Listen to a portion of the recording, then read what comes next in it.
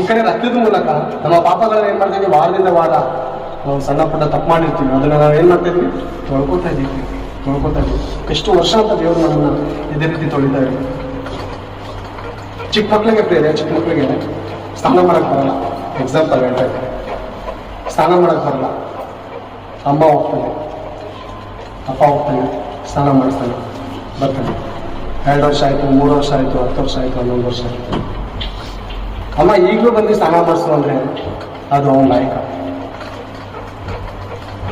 ವಯಸ್ಸಾಗಿರ್ತಾನಪ್ಪ ಮಾಡಿ. ಮತ್ತೆ ನಾವು ಪಾಪದಲ್ಲಿ ಬೀಳ್ತಾ ಇದೀವಿ. ಯಾವಾಗಾದ್ರೂ ಎದ್ದಿತ್ಕೊಂಡು ನೀನು ಸ್ನಾನ ಮಾಡೋದಕ್ಕೆ ಯಾವಾಗಪ್ಪ ನೀನು ಕಲ್ತ್ಕೋತೀಯ ಅಂತ ಒಂದು ತಾಯಿ ತಂದೆ ಹೇಳ್ತಾರೆ ಕಡೆ. ಅದೇ ರೀತಿ ದೇವ್ರನ್ನ ಕೇಳುವಂಥದ್ದು, ಇನ್ನೂ ಎಷ್ಟು ವರ್ಷ ನನ್ನ ಜೊತೆ ಇದ್ದೀನಿ ಅನ್ಸೈಸಿ, ಯಾವಾಗ ನಿಮ್ಮನ್ನ ನೀವು ಸರಿಪಡಿಸ್ಕೊಳ್ತೀರ ಅಂತ ದೇವರ ಕೋಮಿತಿ, ದೇವರ ವೇದನೆ. ಯಾವಾಗ ನಿಮ್ಮನ್ನ ನೀವು ಸರಿಪಡಿಸ್ಕೊಳ್ತೀರಾ? ನಮ್ಮನ್ನು ನಾವು ಯಾವ ಸರಿಪಡಿಸ್ಕೊಳ್ಬೇಕು? ಕಾಲ